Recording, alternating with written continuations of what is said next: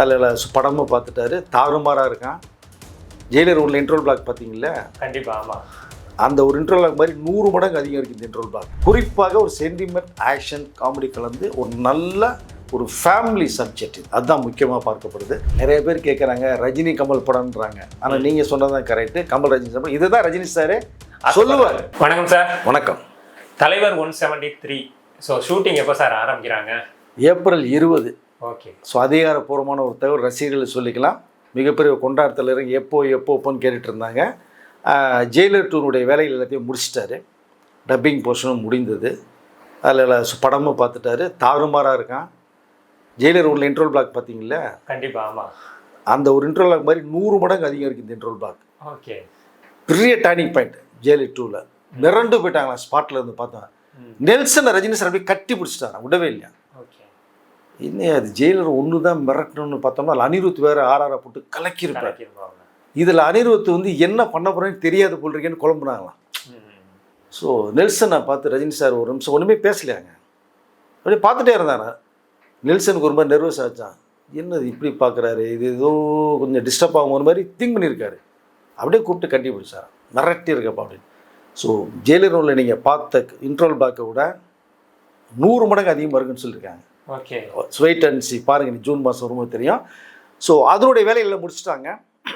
முடிச்சுட்டு எல்லாம் அப்படியே ட்ராவல் பண்ணும்போது டக்குனு இது எப்போ பண்ணலாங்கும் போது April 1st week 2nd week பண்ணிடலான்ட்டு இந்த ஐடியா பண்ணிட்டு இருக்கும்போது இப்போ 20ஆம் தேதி ஷூட்டிங் போகிறது மாதிரி ஸோ கன்ஃபார்ம் பண்ணிட்டாங்க. சார் இந்த படத்தில் யார் யாரெல்லாம் சார் நடிக்கிறா? தலைவர் 173ல் யார் யாரெல்லாம் நடிக்கிறா? எஸ், முதலாக நம்ம தான் சில விஷயங்களை டிக்ளேர் பண்ணியிருந்தோம். இந்த ஆர்டிஸ்ட் வரான்னு சொல்லி இப்போ கிட்டத்தட்ட உறுதி செய்யப்பட்ட தகவல் வந்துருச்சு. கேரளாவிலேருந்து பாசில் ஜோசப் உள்ளே வர்றாரு. அங்கே மிகப்பெரிய ஒரு கொடி கட்டி பறக்கிற அந்த யங்ஸ்டர்ஸ் அவர். பட் இதுலேயும் அந்த மாதிரி கேரக்டர் பார்க்கும்போது ரஜினி சார் கேட்டால் இது பவர்ஃபுல்லான ஒரு ரோல். ஓகே. இதுக்கு ஒரு முக்கியமான ஆர்டிஸ்ட் ஒன்று வேணும், கொஞ்சம் மிஸ் ஆனாலும் கேரக்டர் அடி போட்டுரும். ஓகே. அப்படிங்கும் போது தான் கிட்டத்தட்ட 7-8 பேரை சாய்ஸ் பண்ணியிருக்காங்க. பண்ணும்போது தான் இப்போது அதெல்லாம் கொஞ்சம் யார் ரொம்ப டாப்பில் இருக்காங்க, இங்கே இருக்காங்க.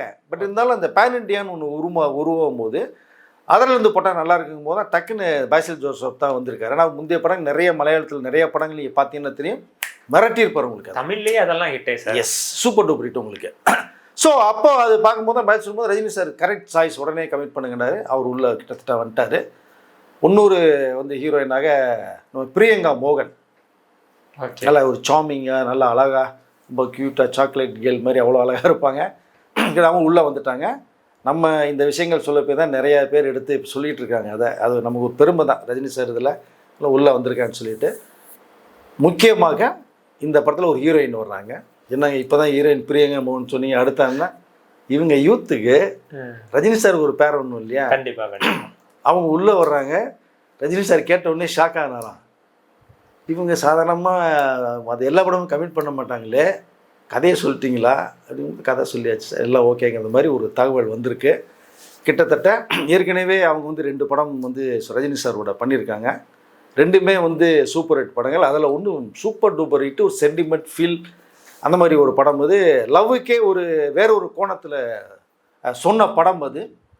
அந்த படம் தான் வேற ஒன்றும் இல்லை, தளபதி படம். ரஜினி கூட நடித்த சோபனா அவர்கள் தான் இதுக்குள்ளே கிட்டத்தட்ட உள்ளே வந்துட்டாங்க. So Rajinikanth sir, Shobana and Basil Joseph, Priyanka மோகன், இப்போ 4 பேர் இப்போ கமிட் ஆகிருக்கு. இன்னும் நிறைய பேர் அது பேச்சுவார்த்தையில் போய்கிட்டு இருக்கு. யாருன்னு தெரியாது. பேன் இண்டியாவிலேருந்து செலக்ட் பண்ணுற மாதிரி ஒரு விஷயங்கள் போகுது. குறிப்பாக ஒரு சென்டிமெண்ட், ஆக்ஷன், காமெடி கலந்து ஒரு நல்ல ஒரு ஃபேமிலி சப்ஜெக்ட். அதுதான் முக்கியமாக பார்க்கப்படுது. சார் படத்தோட வில்லன் அப்படிங்கிற ஒரு டாபிக் இதுக்குள்ளே வரும்ல, அப்படிங்கிற போது யார் இதில் வில்லனாக நடிக்கிறதுக்கான வாய்ப்புகள் நிறையா இருக்குது சார்? எனக்கு தெரிந்த வரைக்குமே மீண்டும் அப்படின்னு சொல்ல வரேன். மீண்டும் ஏற்கனவே பண்ணியிருக்கிறான்னு கேட்பீங்க. இந்த ஃபஸ்ட்டு படம் ஜெயிலர் 2ல் பண்ணியிருக்காரு எஸ்.ஜே. சூர்யா அவர்கள். கிட்டத்தட்ட இதில் வர்றதுக்கான வாய்ப்புகள் நிறைய இருக்குது. ஏன்னா சிபியோட ஃபஸ்ட்டு படத்தில் அவர் பண்ணியிருக்காரு, மிரட்டியிருப்பார். ஜெயிலர் 2 நீ வந்ததுக்கப்புறம் பாருங்கள், ரஜினி சார் ரொம்ப பொறாமப்பட்டாராம். ஐயோ அந்த கேரக்டர் நானே பண்ணியிருப்பேன், ஏன் எஸ்.ஜே. சூர்யா கொடுத்தீங்க, பார்ட்டி மிரட்டியிருக்கார் அப்படின்னு சொல்லியிருக்காராம். ஸோ அதனால் இந்த வார்த்தை எஸ்.ஜே. சூர்யாவுக்கு ரொம்ப பிளெஸ்ஸிங். எனக்கு சார்ட்டு இப்படி வந்தது எனக்கு பெரிய விஷயம். ஏன்னா நடிகவேல் அப்படிங்கிற டைட்டிலே எம்.ஆர். ராதா அப்புறம் யாருமே கிடைக்கல. அந்த டைட்டில் எஸ்.ஜே. சூர்யா கொடுங்கன்னு சொல்லி ரஜினி சார் சொன்னார். அவ்வளோ அற்புதம் நடிகர் அப்படின்னு சொல்லி. ஸோ அவர் வந்தால் சிறப்பாக இருக்கும். பட் அந்த ஒரு ட்ராவல் போய்கிட்டு இருக்கு, தெரியல எப்படிங்கிறத. ஸோ கண்டிப்பாக வில்லன் இல்லாமல் ஒரு படம் கிடையாது, இருக்காங்க. குறிப்பிட்டு இது ரஜினி சார் ரொம்ப லைக் பண்ண ஒரு ஸ்கிரிப்ட் இது. ஓகே சார், எனக்கு என்ன கேள்வினா சார், இதுக்கு முன்னாடி அவர் பண்ண படங்கள் எல்லாம் காமெடி போர்ஷனுக்கோ காமெடிக்கோ இடமே இல்லை. எங்கேயாவது ஒரு இடத்துல ஏதோ ஒரு கவுண்டர்ஸ் வந்து தேட்டரை பிளாஸ் பண்ணும். அப்படிங்கிற பொழுது இதுல தனியா ஒரு காமெடி கேரக்டர் இருக்கு அப்படிங்கிற மாதிரி சொல்லிட்டு வராங்கல்ல சார், எந்த அளவுக்கு சார் உண்மை? இல்லை அது ட்ராக் பண்ணியிருக்காங்க. ஸோ இதில் ரஜினி சாரும் கிட்டத்தட்ட ஒரு காமெடி பண்ணியிருக்கார் நிறையா. அவர் ரொம்ப நாளைக்கு பிறகு வருது. அதை ஒரு காமெடி ரொம்ப பிடிச்சது அவருக்கு. பட் அவரோட சேர்ந்து சந்தானம்ங்கிற ஒரு கேரக்டர் உள்ளுக்குள்ள வர்றதாகவும் பேச்சுவார்த்தை போய்கிட்டு இருக்கு. ஆனால் ரஜினி சார் ரொம்ப நாளைக்கு நான் வந்து பண்ணாமல் இருந்தேன், ஹீரோ பண்ணதுக்கப்புறம் பண்ண முடியல. ஸோ ரஜினி சாரும் சந்தானம் இருந்தேன்னா கமிட் பண்ணுங்க மாதிரி சொல்லப்பட்ட ஒரு விஷயம் இருக்குது. அப்போது சந்தானத்துக்கிட்டையும் இந்த கதைகள் பேசியிருக்காங்க. பட் அவருடைய டேட்ஸ்லாம் பார்த்துட்டு சொல்லுங்கள். ஏன்னா அது ஏப்ரல் 20 ஷூட்டிங்கிறதுனால அவருடைய டேட்டும் கொஞ்சம் வேண்டும். ஆனால் சந்தானம் நடிப்பது கிட்டத்தட்ட சந்தானம் உறுதி செய்யப்பட்டதா ஒரு தகவல் வருது. வந்தால் சிறப்பாக இருக்கும். இன்னொன்று சார், ஒரு காலம் டைம் பீரியடில் நீங்கள் பார்த்தீங்கன்னா ரஜினி சார் படம்னா அதுக்கு மியூசிக் ஏஆர் ரஹ்மான் தான் இருப்பார். தொடர்ச்சியாக எல்லா படங்கள்லையுமே அவர் தான் இருந்துகிட்டு இருந்தார். அப்படிங்கிற பொழுது இப்போ அதே மாதிரியான சூழல் அனிருத்துக்கு வந்திருக்கு. ரஜினி சார் படம்னா அனிருத் தான் மியூசிக், இல்லை டாப் ஹீரோஸ் படம்னா அனிருத் தான் மியூசிக்ங்கிற பொழுது எப்படி சார் ஒர்க் பேலன்ஸ்லாம் அவர் பண்ணுறாரு? அதை சொல்கிறேன். நீ அதுக்கு முன்னாடி ரகுமான் படம் சொன்னீங்க. அதுக்கு முன்னாடி நம்ம இளையராஜா அவர்கள் கண்டிப்பாக சொல்லியே தீரணும். ரஜினி சாருடைய மிகப்பெரிய சக்ஸஸ்ஃபுல் படங்களுக்கு மிகப்பெரிய ஒரு காரணம் இளையராஜா. நம்ம ஒத்துக்கலாம்.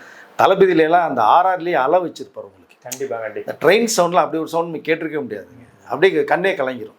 ஸோ அந்த ஆர்ஆரில் அப்படியே படத்தை தூக்கி நிப்பாட்டுவாங்க. ஸோ அப்படி வந்து அந்த ரஜினி சாருடைய காம்பினேஷன் இளையராஜா காம்பினேஷனும் கொஞ்சம் பிரமாதமாக இருந்தது. எல்லாமே ஒரு பீரியடு. ஸோ அடுத்த ரோல் சைக்கிள் தானே, இப்படி ரோல் ஆகும்போது அங்கே வந்து ரகுமான் கொஞ்சம் உள்ளே வர்றாரு. அவரும் சும்மா சொல்லக்கூடாது, பண்ண படங்கள் எல்லாமே தாறுமாறான ஒரு ஹிட்டு. ஸோ முத்து படம்லாம் நீங்கள் எடுத்துட்டிங்கன்னா பிச்சு வரி இருப்பார். இந்த கேப்பில் தேவன் ஒருத்தரை மறந்துட்டீங்க. அப்படியே அண்ணாமலையும் பாஷாவும் இன்றைக்கும் பாஷாவுடைய ஆர்ஆர் தான் ஹைலைட்டாக பேசப்படுது. இல்லையா? எப்படி இந்த தளபதி படத்தில் இளையராஜா சாரோட ஆர்ஆர் ஃபீல் குட் கொடுத்துச்சோ, கமர்ஷியல் ஒரு மாசுக்கு வந்து தேவா தான் நிற்கிறார். இன்னுமே சூப்பர் ஸ்டார் டைட்டிலே பார்த்தீங்கன்னா தேவா போட்ட மிகப்பெரிய அளவில் பேசப்பட்டுச்சு. பட் அதுக்கு பிறகு இந்த ரகுமானுடைய சாம்ராஜ்யம் ஒன்று வந்தது. ஏன்னா அவரும் சாதாரண ஆள் கிடையாது, அவரும் தெரிக்க விட்டார். இப்போ இந்த கேப்பில் நான் சொன்னது மாதிரி தான் ஜென்ரேஷன் மாறும்போது ஒரே ஜென்ரேஷன் ரஜினி சார் சூப்பர் ஸ்டாராக இன்னமும் இருக்கிறது தான் பெருமைக்குரிய விஷயம். பட் இவங்க தான் ரோல் ஆகிட்டு போகிறாங்க. இப்போ அனிருத்தை வந்து அவரும் தீயா பண்ணியிருக்காரு. எத்தனை படங்கள் நீங்கள்லாம் வந்து ஜெயிலரில் ஒன்றுலாம் கலக்கியிருப்பாருங்க. சும்மா சொல்கிறதாங்க. பேட்டை சும்மா பின்னிருக்கு. கூலியே எடுத்துங்களேன், அத்தனை சாங் ஹிட்டுங்க. ஆர்ஆர்லாம் மிரட்டியிருப்பான். ஸோ அதனால் இப்போ இருக்கிறதுக்கு அணி வந்து அந்த யூத்தை வந்து டக்கு லாக் பண்ணிக்கிறாரு, மியூசிக்கில் கட்டி போட்டுறாரு. அப்படிங்கும்போது வந்து நம்பி வந்து ரஜினி சார் வந்து அனிருத்தை கொடுத்துட்றாங்க. ஸோ இதுலேயும் வந்து அனிருத் தான் பண்ணுறாரு. உண்மையிலேயே அதெல்லாம் சும்மா சொல்ல முடியாதுங்க. ஜெயிலர் 2 வரட்டும் சொன்னேன் இல்லையா, தெறிக்க விட்டுருக்காரு. எனக்கு என்னன்னா சார், டெக்னீஷியன் மாறுறாங்க, இயக்குனர் மாறுறாங்க, ஆனால் ஹீரோ சூப்பர் ஸ்டார் அப்படிங்கிற அந்த ஒரு இடம் மட்டும்தான் இருக்கு. அது அவர் எப்படி சார் அப்படி தக்க வச்சுக்கிறாரு? அதுதாங்க, அது மனசு தாங்க. மனசு சுத்தமாக இருந்ததுன்னா உங்களுக்கு எல்லாமே சிறப்பாக அமையும். என்னையா மனசுக்கு இதுக்கு என்னையா சம்பந்தம்னு சொல்லி நிறைய பேர் கேட்பாங்க. மனசு கள்ளங்கப்படம் இல்லாமல் வெண்மையாக ரொம்ப இலகுவாக இருந்துன்னு வச்சிங்களேன், அது எண்ணங்கள் தான் வாழ்க்கை. அது சிறப்பாக இருந்துன்னு வச்சிங்களேன், அடுத்தவனை கெடுக்க வேணாம், அடுத்து நல்லா நினைக்க, அதை வாழ வைப்புங்கிற நினைச்சாலே போதும், நம்ம உயர்ந்துட்டு போவோம். இது நிஜம். நீ திருப்பி பார்த்தா தெரியும் நிறைய விஷயங்களை. ஸோ அவர் வந்து என்னென்னா மற்ற டிஸ்டர்ப் பண்ணாமல் எல்லாருக்கும் ஸ்பேஸ் கொடுக்கணும்னு பார்ப்பார். தன்னுடைய படங்கள் எல்லாருக்குமே ஸ்பேஸ் வேண்டும் அப்படின்னு நினைக்கக்கூடியவர். அது வந்து நிறைய ஹீரோகள்கிட்ட கிடையாது. இருந்தால் கூட ரஜினி சார் வந்து அதில் மேல் டாப் உச்சத்தில் இருக்கார். அப்போது ஷாருக் கானோட ஜெயலலிட்டில் வரும்போது ஷாருக் கானுக்கு ஆப்டா இருக்கான்னு கேட்டார். புரிஞ்சுல உங்களுக்கு? ஸோ அதனால் ஸ்பேஸ் ஒன்று கேட்கக்கூடாது. அப்போ மற்ற எல்லாமே நல்லா இருக்குன்னு நினைக்கும் போது அவர் ஆட்டோமேட்டிக்காக நல்லா இருப்பார். நமக்கு மேலே ஒரு சக்தி இருக்கும் பாரு, எல்லாமே பார்த்துக்குவாங்கல்ல, அவங்க பார்த்து இவங்களை பார்த்துக்கனால அவர் இவங்களை பார்த்துக்கிறாரு. ஓகே சார், தலைவர் 173 எப்போ சார் ரிலீஸ் டேட் இந்த இதெல்லாம் பிளான் பண்ணியிருக்காங்க? இல்லை, ஜனவரி, அது 2027 ஜனவரி பொங்கல் அன்னைக்கு படம் ரிலீஸ். அதுக்கிட்ட உறுதி செய்யப்பட்ட தகவல் அவங்க வந்து அனௌன்ஸ்மெண்ட்டே கொடுத்துட்டாங்க உங்களுக்கு. ஓகே. ஸோ ஏப்ரல் 20 ஸ்டார்டிங்கு, அதாவது மிஞ்சி பண்ண ஒரு 5-6 மாதத்துக்குள்ளவே படத்தை முடிக்கிறாங்க. ஓகே. முடிச்சுட்டு ரஜினி சார் கொஞ்சம் ஃப்ரீ ஆகிட்டு இமயமலைக்கு மீண்டும் 1 மாதம் போகிறது மாதிரி ஒரு தகவல். போயிட்டு கொஞ்சம் அப்படியே ஆன்மீக சுற்றுலா பண்ணிவிட்டு அமைதியாக யோகா இந்த சிந்தனைகள்லாம் இப்போ ஓவர் அவருக்கு டென்ஷனை கிளப்பி விட்டுருக்காங்க. அதெல்லாம் அப்படியே ரிலீஸ் பண்ணிவிட்டு 1 மாதம் 2 மாதம் தானே ஃப்ரெஷ்ஷாக வந்து இறங்குவார். இறங்கினோடனே 174ல் ஷூட்டிங் போகிற மாதிரி ஒரு தகவல் வந்துட்டு. தலைவர் 174 அப்படின்னு சொல்லக்கூடாத கமல் ரஜினி படம் அப்படின்னு தான் நம்ம சொல்லணும். அந்த படத்தோட ஷூட்டிங் எப்போ சார் ஆரம்பிக்குது? நிறைய பேர் கேட்குறாங்க ரஜினி கமல் படம்ன்றாங்க. ஆனால் நீங்கள் சொன்னதான் கரெக்டு. கமல் ரஜினி சார் இதுதான் ரஜினி சாரே சொல்லுவார். ஆமாம், இதுதான் ஆசைப்படுவார், இதை அக்செப்ட் பண்ண. அதனால தான் இந்த பக்கம் கேஹெச், இந்த பக்கம் ஆர்கேன்னு வந்து காரணமே அதுதான். அதனால் கமல் ரஜினி சார் படம். ஸோ அதை நம்மளும் சொல்லிங்க. ரஜினி சார் உண்மையை பெருமையாக தான் நினைப்பார். இதை ரசிகர்கள் தான் கோச்சிக்குவாங்க. கோச்சிக்காதீங்க, உங்கள் தலைவர் விரும்புகிறது தான் இது. அதில் கமல் ரஜினி சார் படம் கிட்டத்தட்ட உங்களுக்கு வந்து நெக்ஸ்ட்டு இந்த 173 படம் பொங்கலுக்கு ரிலீஸ் ஆன உடனேயே அது பிப்ரவரி ஸ்டார்ட் பண்ணது மாதிரி ஒரு தகவல் பேசப்பட்டுருக்கு.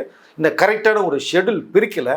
ஆனால் 2027 ஆயுத பூஜை அன்னைக்கு, அதாவது 2027 வருஷம் ஆயுத பூஜை அன்னைக்கு படத்தை ரிலீஸ் பண்ணலாங்கிற மாதிரி அப்படியே ஒரு பிளான் பண்ணி வச்சுருக்காங்க. பட் இந்த கேப்பில் ஜூன் ஜெயலலிதா ரிலீஸுக்கு பிறகு நெல்சன் ஃபுல் ஸ்கிரிப்டில் உட்காராரு. ஃபுல்லாக ஒரு 5 மாதம் உட்காந்து உடனே ரெடி பண்ணி முடிச்சு 2 பேர்ட்டு கதை சொல்கிறாரு.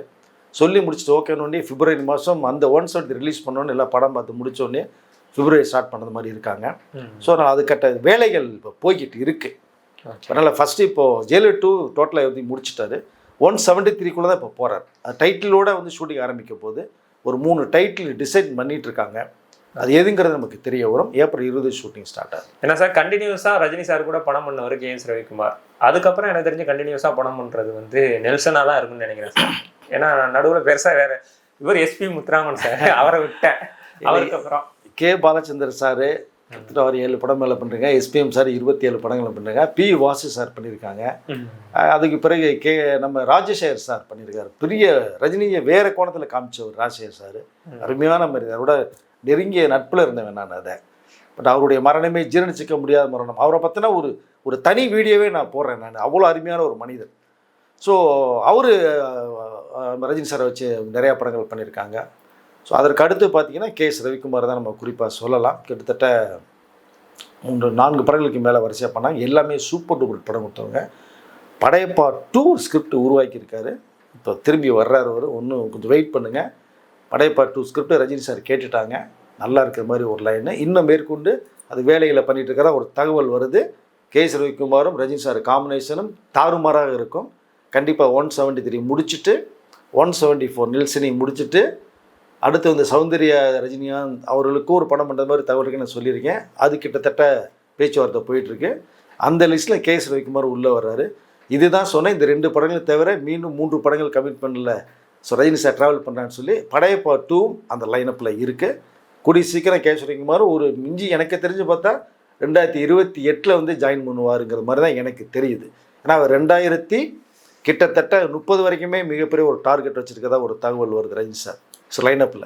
ஓகே சார், நான் ஏன் இந்த கேள்வியை கேட்டேன்னா, இப்போ அந்த அளவுக்கு நெல்சன் வந்து ரஜினி சார் கூட கம்ஃபர்டபுள் ஆகிட்டாரா, அடுத்தடுத்து ட்ராவல் பண்ணிக்கிட்டு இருக்காருங்கிற கேள்விக்கு தான் நான் இதை கேட்டேன். இல்லை, ரஜினி சாரை புரிந்து கொண்ட இயக்குனர்கள் நான் சொன்ன எல்லா பேருமே அந்த வரிசையில் அந்த லிஸ்ட்டில் வந்து நெல்சன் உள்ள போயிருக்கார். Okay okay.